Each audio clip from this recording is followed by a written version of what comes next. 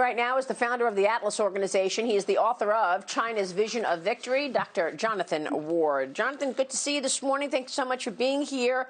First, let me get your take on the U.S.'s response. We know that China says it's going to retaliate, but how significant do you see this in terms of sanctions on individuals behind the Hong Kong crackdown?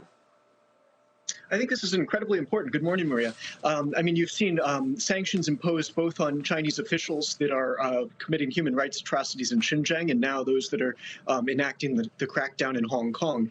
So as China pushes on multiple fronts and does, takes action around its region, we're pushing back. So this is a pretty important move. And I think there's something also buried in the executive order that's even more important. And what that is that the president invoked the International Economic Emergency Powers Act. And this is an act that we all should be paying a lot of attention because it's really the key to strategic competition with China. It gives the president a great deal of power to alter and change the economic relationship and do all kinds of things in the bilateral relationship that can put pressure on China. So the International Economic Emergency Powers Act, we're going to hear that again. But that was invoked multiple times yesterday. Well, let's talk about that and how that plays out, because the U.S. has released a position on the maritime claims in the South China Sea. This is also important. The U.S. champions a free and open Indo-Pacific. Today, they strengthen U.S. policy in a contentious part of the region. That's the South China Sea, where China and the Communist Party has been militarizing that area, correct?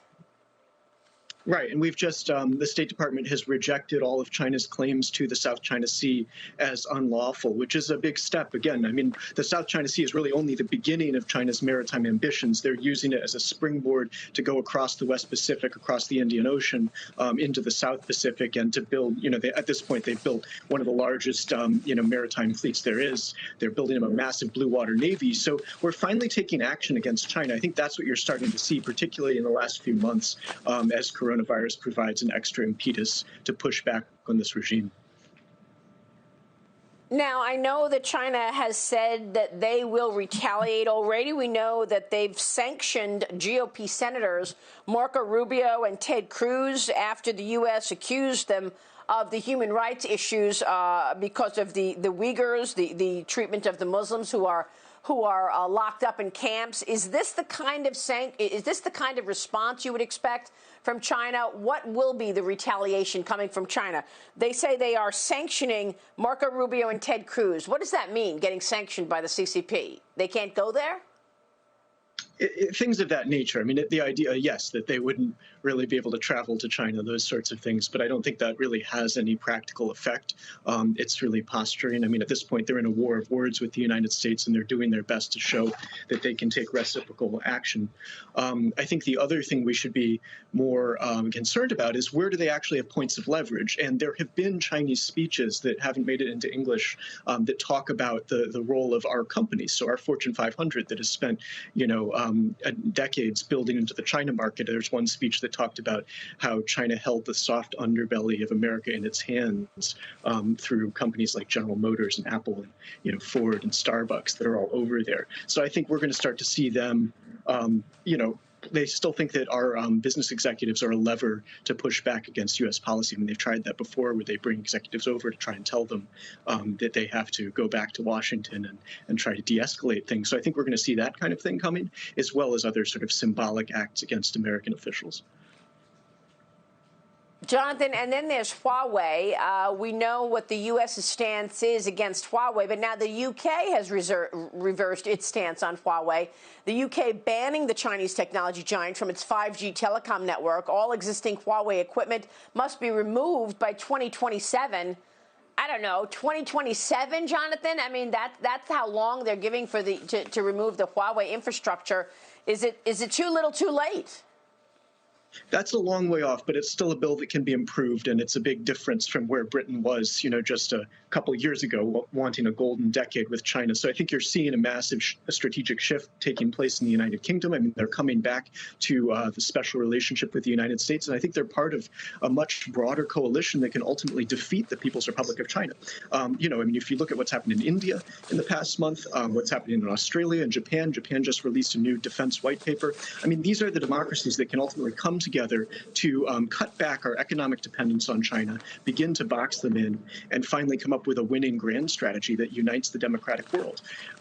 This is the biggest problem of our time. I mean, China, the Communist Party of China, these are the bad guys, and we're going to have to defeat them. So that's going to take working with our allies on everything from 5G to collective defense to new trade relationships. So we have to, that picture I think is starting to come together. And you think we have the allies on this? Because the U.S. probably can't do this alone, take on China. We need allies across the world to do that.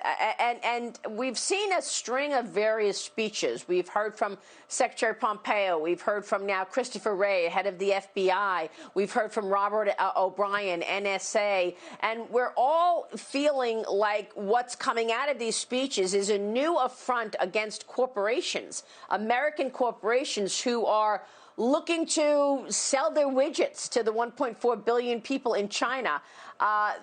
Do you think companies are getting it, that the national security issues are paramount and priority for all of these leaders, this administration, versus making money by selling products to China when you're not getting a fair shake?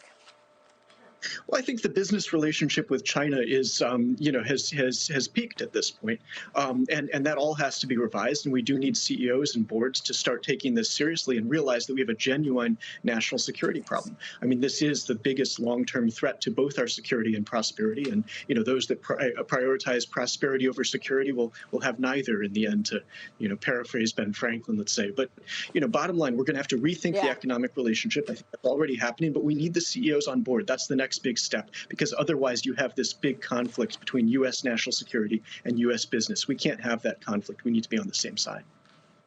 By the way, Jonathan, several U.S. subsidiaries of Chinese companies actually received COVID-19 PPP loans, according to the Treasury. One company named in a Department of Defense list of firms connected to the Chinese military. So these are Chinese companies that have U.S. subsidiaries, and they got PPP money. Your reaction? I think that's money that the taxpayers should have back. But there's going to be a broader look as well at the role of companies here. I mean, the SEC, the potential to hold them to SEC standards. I mean, this economic relationship, the entanglement of our two economies, frankly, was a big strategic mistake. So we're going to have to look at how that gets, separated over time. And I think there's going to be some decisive action, and then there'll be some slower things. But bottom line, I mean, it's an economic relationship that's been very deep, and yet it creates this strategic dilemma where, at the end of the day, we lose our position in the world, we lose our security, and ultimately our prosperity if we continue. Wow. Jonathan, it's great to get your insights on this subject, as always. Thank you, sir. Jonathan D.T. Ward joining us this morning.